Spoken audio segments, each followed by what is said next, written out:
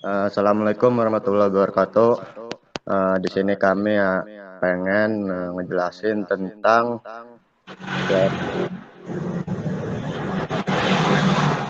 set operasi. Kelompok kami di sini ada 5 orang. Yang pertama Ade Rastiadi, yang kedua Alvin Damayanti, yang ketiga Indah Cahyani, yang keempat saya Muhammad Briantio Eka, dan yang kelima Prasetyo Juliandra. Eh, Untuk pertama saya akan menjelaskan tentang sejarahnya dulu, sejarah tentang teori permainan atau game teori. Sejarah teori permainan dimulai dari diskusi awal, contoh permainan dua orang yang terjadi jauh sebelum munculnya teori permainan matematika modern. Pembahasan pertama yang diketahui dari teori permainan terjadi dalam surat yang ditulis oleh James Waldegrave pada tahun 1713. Lalu seorang ahli matematika Prancis yang bernama Émile Borel pada tahun 1921 membuktikan teorema minimax untuk dua orang zero sum game matrix hanya jika payoff adalah simetris. Namun yang paling terkenal adalah teori permainan modern yang dimulai dengan ide tentang adanya campuran strategi keseimbangan Neumann. Kemudian sebagai landasan teorema Brouwer yang menjadi metode standar dalam teori permainan dan ekonomi matematika. Untuk selanjutnya akan tentang pengertiannya. Pengertian untuk teori permainan adalah suatu pendekatan matematis untuk merumuskan situasi persaingan dan konflik antara berbagai pesaing. Teori ini dikembangkan oleh penganalisa proses pengambilan keputusan dan situasi persaingan yang berbeda dan melibatkan dua atau lebih kepentingan. Untuk kepentingan-kepentingan yang bersaing dalam permainan disebut pemain atau players. Anggapan yang digunakan adalah bahwa setiap pemain mempunyai kemampuan untuk mengambil keputusan secara bebas dan rasional. Untuk saya segitu saja, akan dilanjutkan untuk teman saya. Dipersilakan waktunya. Baik, saya lanjut. Untuk selanjutnya yaitu ketentuan-ketentuan dasar. Teori yang terkenal dari strategi ini adalah two-person zero-sum game, yaitu permainan dengan dua pemain dengan perolehan kemenangan atau keuntungan bagi salah satu pemain dan merupakan kehilangan atau kerugian bagi pemain lain. Tujuan model permainan ini adalah mengidentifikasi strategi atau rencana optimal untuk setiap pemain. Selanjutnya yaitu strategi permainan. Strategi seorang pemain adalah aturan yang ditetapkan sebelumnya di mana aksi-aksi yang akan dilakukan dibuat dalam bentuk daftar sepanjang permainan. Matriks atau tabel payoff atau perolehan adalah tabel yang menunjukkan perolehan bagi pemain baris dan kehilangan bagi pemain kolom. Di sini ada dua jenis strategi yang digunakan, yaitu yang pertama strategi murni dan strategi campuran. Selanjutnya akan dijelaskan oleh Ade Rastiadi. Digunakan jika permainan stabil. Ada titik saddle atau saddle point, yaitu elemen dari matrik yang merupakan elemen terkecil dalam barisnya dan elemen terbesar dari kolomnya. Titik saddle atau minimax sama dengan maksimin. Contoh kasus, yaitu contoh kasusnya tabelnya seperti ini. Ya, langkah pertama itu untuk permainan baris kompeni A, itu pilih nilai yang paling kecil untuk setiap baris. Selanjutnya dari nilai terkecil tersebut, pilih nilai yang paling terbaik atau terbesar dari nilai yang sudah didapatkan, yaitu minimum dari baris. Kita cari minimumnya Dari pemain A1, baris pertama 8, baris kedua 2, baris ketiga 9. Dan baris keempat 5. Nilai paling terkecilnya adalah 2. Kita tulis, kita sambungkan. Dari pemain A2, baris pertama 6, baris kedua 5, baris ketiga 7, baris keempat 18. Nilai paling terkecil dari baris kedua ini adalah 5. Baris pemain A ketiga, baris pertama 7, baris kedua 3, baris ketiga min 4, baris keempat 10. Dari pemain A3 ini yang terkecil adalah min 4. Nah, yang pertama itu langkah pertamanya, kita cari yang lebih terkecil dahulu. Lalu setelah sudah kita cari yang terkecil, cari angka yang paling terbesar dari 3 baris tersebut. Dari 2, 5, dan min 4, yang terbesar adalah 5. Maksiminnya adalah 5. Dan untuk langkah kedua untuk permainan kolom. Kompani B. Pilih nilai yang paling besar untuk setiap kolom. Selanjutnya dari nilai terbesar tersebut, pilih nilai yang paling baik atau terkecil bagi pemain B. Langkahnya untuk menemukan nilai yang terbesar untuk pemain B adalah dari kolom pertama. Kolom pertama yaitu ada 8, 6, dan 7. Yang terbesarnya dari nilai yang kolom pertama adalah 8. Kolom kedua yaitu ada 2, 5, 3. Yang terbesarnya adalah 5. Yang 3, 9, 7, dan min 4. Nilai yang paling terbesarnya adalah 9. Yang keempat ada 5, 18, dan 10. Dan nilai yang paling terbesarnya adalah 18. Jadi di sini adalah kita sudah mendapatkan nilai terbesarnya. Lalu kita cari nilai yang paling terkecil dari 4 baris atau 4 kolom tersebut. Nilai yang paling terkecilnya, minimaxnya adalah 5. Hasil dari minimum atau hasil maksimax itu sama-sama 5. Sama-sama 5, hasil dari minimumnya adalah 5 dan hasil dari minimaxnya adalah 5. Karena di sini nilainya sudah sama, jadi saddle point-nya sudah tercapai. Jika saddle point-nya belum tercapai, kita bisa menggunakan langkah strategi campuran. Seperti selanjutnya, strategi campuran.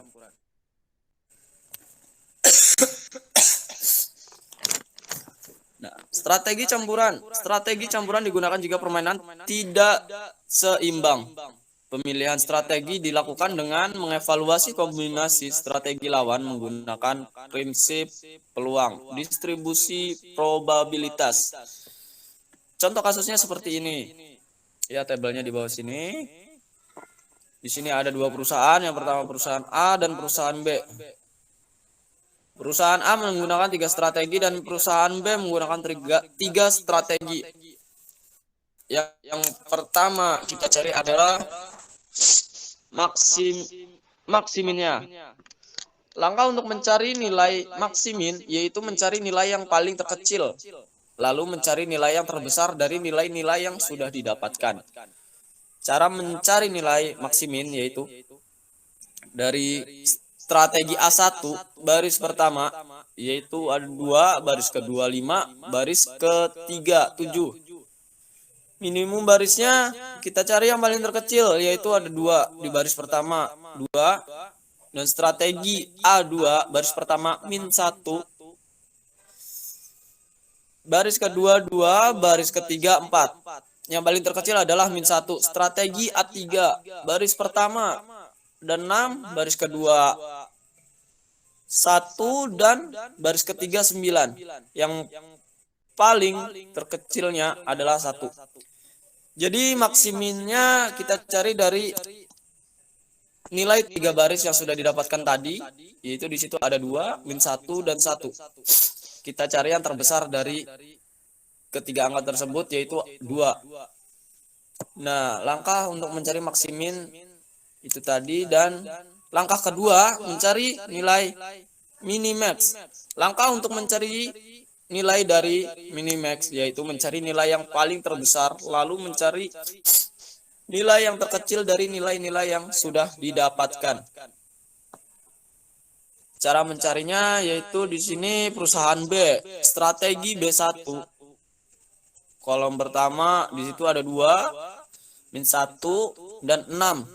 Kita cari yang terbesar dari nilai tersebut yaitu di situ ada di kolom ke-3, 6. Perusahaan B dengan strategi 2, 5, 2 dan 1.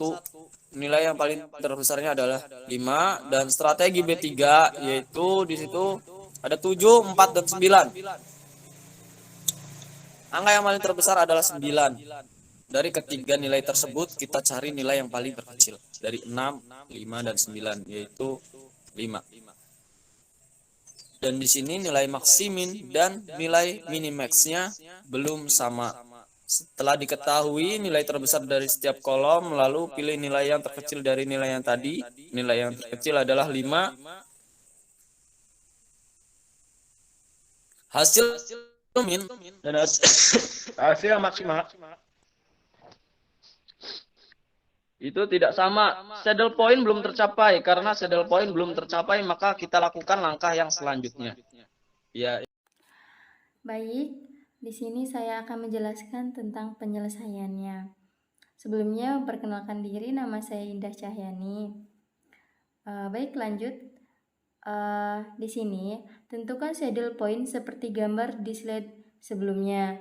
Jika saddle point berada lakukan proses dominasi, yaitu hilangkan baris yang tidak dominan dan kolom dominan. Nah, hasilnya menjadi seperti ini. Nah, ini sudah berbeda ya dari proses dominasi. Tadi udah dihilangkan baris yang tidak dominan dan kolom yang dominan.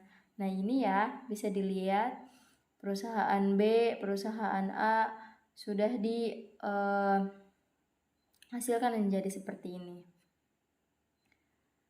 Nah, jika masih belum menemukan saddle point-nya, maka gunakan metode analitis seperti berikut.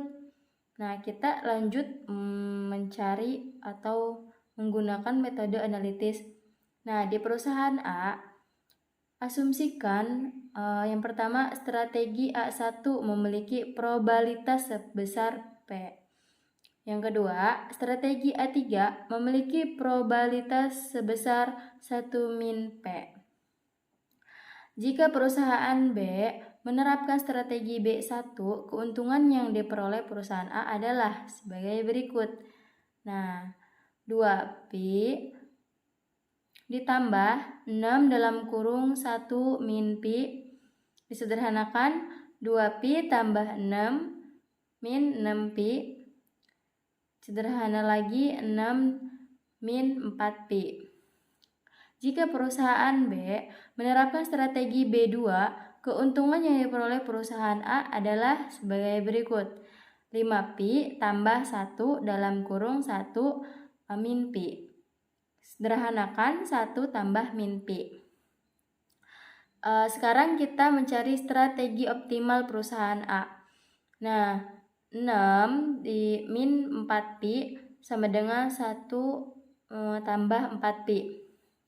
Disederhanakan 6 dikurangi 6 min pi 6 min 1 sama dengan 4pi tambah 4pi. Sama dengan sederhana lagi 5 sama dengan 8pi.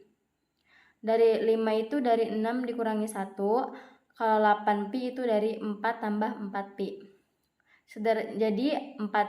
Jadi pi sama dengan 5/8 sama dengan 0,625. Strategi A1 sama dengan pi sama dengan 0,625.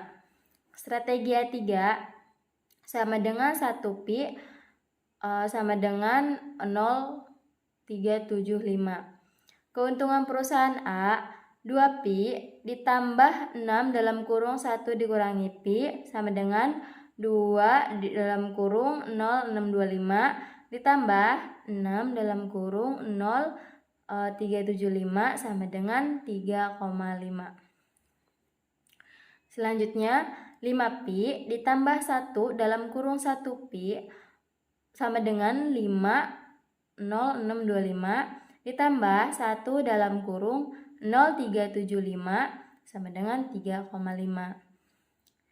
Baik, selanjutnya yang akan dilanjutkan oleh teman saya. Seperti yang sudah dijelaskan sebelumnya itu, metode analisis perusahaan A, sekarang metode analisis perusahaan B. Pertama-tama, asumsikan dulu strategi B1 memiliki probabilitas sebesar Q dan strategi B2 memiliki probabilitas sebesar 1 min Q. Jika perusahaan menerapkan strategi A1, kerugian yang diperoleh perusahaan B adalah 2Q plus 5 dalam kurung 1 min Q. 2 ini berasal dari strategi A1 jika direspon dengan strategi B1, dan 5 ini berasal dari strategi A1 jika direspon menggunakan strategi B2. Nah, jika disederhanakan hasilnya yaitu 5 min 3Q. Itu untuk strategi A1-nya. Dan jika perusahaan A menerapkan strategi A3, kerugian yang diperoleh perusahaan B adalah 6Q plus 1 dalam kurung 1 min Q. 6 ini berasal dari strategi A3 jika direspon dengan strategi B1, dan 1 itu berasal dari strategi A3 jika direspon dengan strategi B2. Dan jika disederhanakan hasilnya 1 plus 5Q. Nah, lalu kita cari strategi optimal perusahaan B tersebut, yaitu dengan cara 5 min 3Q sama dengan 1 plus 5Q. 5 min 3Q ini dari strategi A1 dan 1 plus 5Q ini dari strategi A3. Jika disederhanakan, yaitu 5 min 1 sama dengan 3Q plus 5Q, yaitu untuk penukaran dari 1 dan 3Q itu. 1 ke depan dan 3Q-nya itu ke belakang. Dan disederhanakan lagi jadi 4 sama dengan 8Q. 4 dari 5 min 1, 8Q dari 3Q plus 5Q. Dan seterusnya yaitu Q sama dengan 4/8. Yang hasilnya 0,5.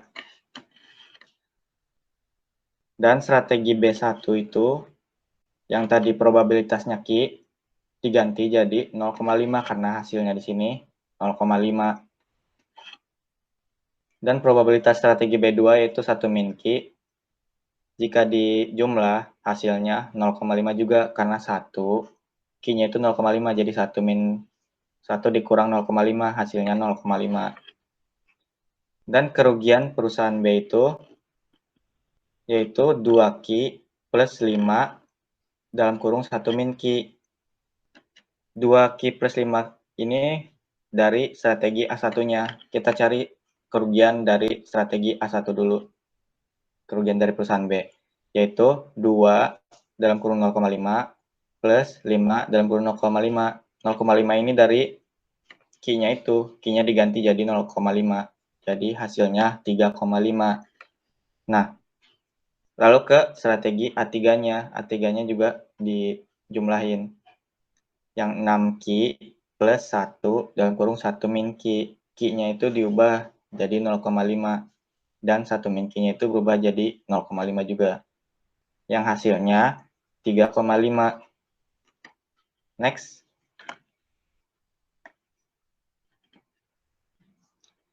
Nah, dari kesimpulannya itu, dari metode analisis perusahaan A, keuntungan yang diharapkan sama, yaitu 3,5. Yang berarti memberikan peningkatan 1,5 meningkat keuntungan atau minimax dari perusahaan A itu hanya 2.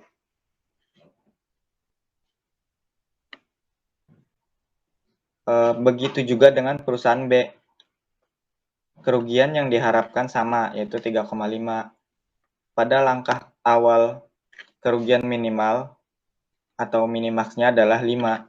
Jadi strategi ini bisa menurunkan kerugian perusahaan B sebesar 1,5. Dengan menggunakan strategi campuran, kita dapat menentukan saddle point-nya, yaitu 3,5. Nilai tersebut memberi peningkatan keuntungan bagi perusahaan A dan penurunan kerugian bagi perusahaan B, masing-masing sebesar 1,5.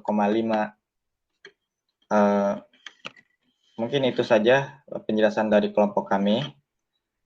Kurang lebihnya mohon maaf. Sekian dan terima kasih. Assalamualaikum warahmatullahi wabarakatuh.